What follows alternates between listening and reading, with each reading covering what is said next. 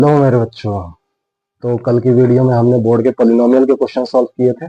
बच्चों के डिमांड पे आज मैं अर्थमेटिक प्रोग्रेशन, जो एनसीईआरटी का मोस्ट इंपोर्टेंट चैप्टर होता है बोर्ड का, वो सॉल्व करने वाला हूँ। पहले हम उसके फॉर्मूलाज कंसेप्ट क्लियर करेंगे अपने।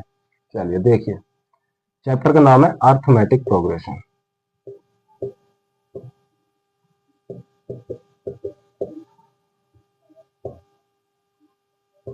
अर्थमेटिक प्रोग्रेशन, जैसे इसका हिंदी में नाम होता है समांतर श्रेणी, क्योंकि ये video Hindi medium English medium दोनों के लिए है, इसलिए दोनों मीडियम्स में बताया जाएगा। चलिए, इसका जो मीनिंग है वो हम सही समझेंगे इसके हिंदी नाम से। जैसे कि समांतर, समांतर का जो हिंदी मीनिंग अगर हम इसे ब्रेक करें तो ये बनता है समान प्लस अंतर। इसे ही बोलते हैं समांतर, समान प्लस अंतर, अर्थमेटिक। अब समान को बोलते हैं कॉमन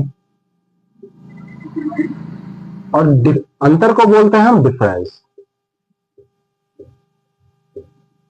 कॉमन डिफरेंस।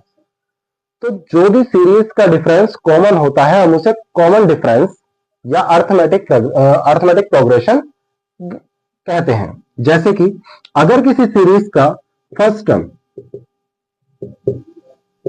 अगर किसी सीरीज की फर्स्ट टर्म ए है और उसका कॉमन डिफरेंस अगर हम कहें, उसका जो कॉमन डिफरेंस है वो डी है, तो सीरीज कैसे बनेगी? सीरीज बनेगी आपकी फर्स्ट टर्म ए, फिर उसमें डी ऐड करते जाइए।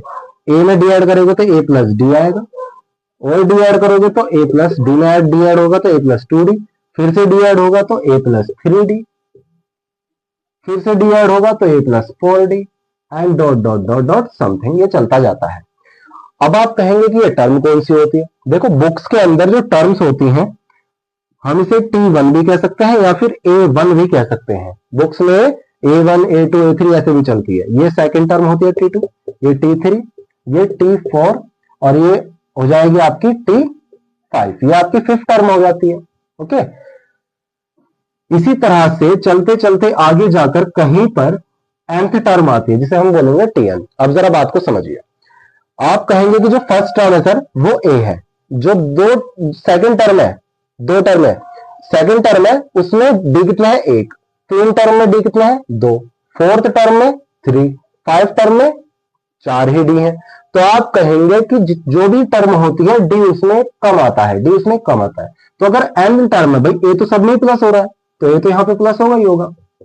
अगर आप एन टर्म निकाल रहे हैं, 5 टर्म है तो डी एक कम हो गया, 4 टर्म है तो डी एक कम हो गया, तो एन टर्म है तो डी एक कम हो जाएगा, यानी कि n-1 होगा। ठीक है, तो Tn का जो पहला फॉर्मूला बनता है आपका वो बनता है Tn is equal to a plus n-1 into d, where a is equal to क्या होता है? यहाँ पे फर्स्ट टर्म होती है। am क्या, a को क्या बोलते हैं हम यहाँ पे? फर्स्ट टर्म बोलते हैं। ठीक है, Tn को हम यहाँ क्या बोलते हैं? लास्ट टर्म बोलते हैं, लास्ट टर्म। n क्या बोलते हैं यहाँ पे? नंबर ऑफ टर्म्स होती हैं, नंबर ऑफ टर्म्स को हम यहाँ पे n बोलते हैं। d क्या होता है यहाँ पे? यहाँ d कॉमन डिफरेंस होता है, कॉमन डिफरेंस यहाँ पे d होता है। ओके, हाँ, बुक्स में कहीं कहीं ये Tn को an भी बोला जाता है। ठीक है, बात एक ही होती है। चलिए, इसके बाद में आता है सम ऑफ द सीरीज। अगर इन सीरीज का सम निकाला जाए तो क्या होगा? तो Sn जो इज इक्वल टू फॉर्मूला बनता है वो होता है आपका n/2 2a plus n-1 into D. ये आपका सम ऑफ एन टर्म्स का फॉर्मूला है। Sn इज इक्वल टू, अगर आप इसमें दूसरे फॉर्मूले को बनाना चाहें तो वो कहां से बनता है वो मैं बता देता हूं। अगर 2a को आप ऐसे लिख दें a प्लस ए, बाकी n-1 into d as it is रहेगा। ठीक है, अब आप अगर इसे देखें तो ये फॉर्मूला ये रहा, जिसे हम क्या बोलते हैं? Tn भी बोल देते हैं या फिर An भी बोल देते हैं। तो Sn is equal to n/2 a plus ये क्या हो जाएगा आपका? Tn या फिर An, कुछ भी कह सकते हैं आप इसे।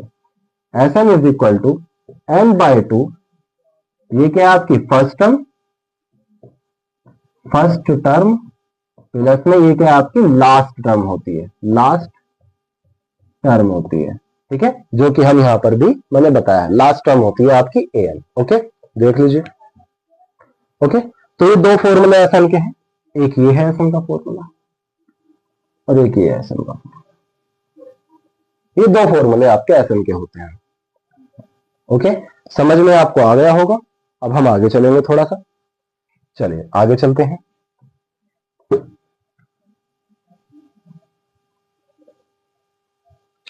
अगर आपसे कहा जाए कि क्या टीएन और एसएन में आपस में कोई रिलेशन होता है, तो बिल्कुल होता है, और ये बोर्ड में इससे क्वेश्चन आया है इस रिलेशन से।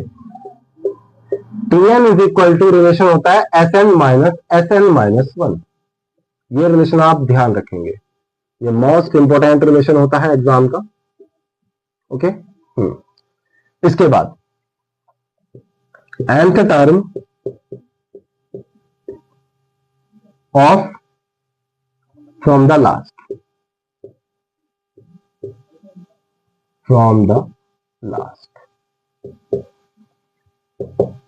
हिंदी में से बोलेंगे अंत से nवा पद। ये है आपका फॉर्मूला इसका, n माइनस 1 इंटू डी। ये आपका फॉर्मूला बनता है इसका।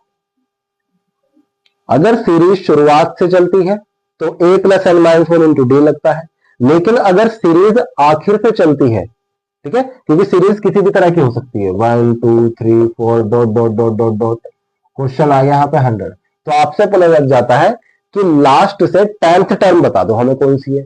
तो लास्ट से 10th टर्म का मतलब है कि आपको यहां से 10th नंबर बताना कौन सा है, कि 100 99 98 97 है नी, डॉट डॉट डॉट ऐसे करके 90, तो 90 आंसर होगा। तो यहां पर ऐसे बोला जाता है। अगर वो बोलता है कि इसका केवल 10th टर्म बता दो हमें क्या है, तो हम सीरीज को सीधा सीधा लिखते हैं और formula a plus n minus into d लगाते हैं। लेकिन अगर उसने बोल दिया कि फ्रॉम द लास्ट से एनवा पद बताओ, लास्ट से nth टर्म बताओ, तो आपको यहां से क्वेश्चन को करना, सॉल्व करना होता है, जिसका फॉर्मूला आपका बनता है l minus n minus 1 into d, where n is equal to क्या होता है आपका लास्ट टर्म होती है n नंबर ऑफ टर्म, और डी आपका कॉमन डिफरेंस है, जो मैंने आपको यहाँ पे बता भी दिया है। ओके, ये आपके फॉर्मूला कंसेप्ट था एपी का, जो आपको पढ़ना है। ओके, इसके क्वेश्चंस बोर्ड के जो होते हैं वो हम कल सॉल्व करेंगे नेक्स्ट वीडियो में। Okay, thank you very much.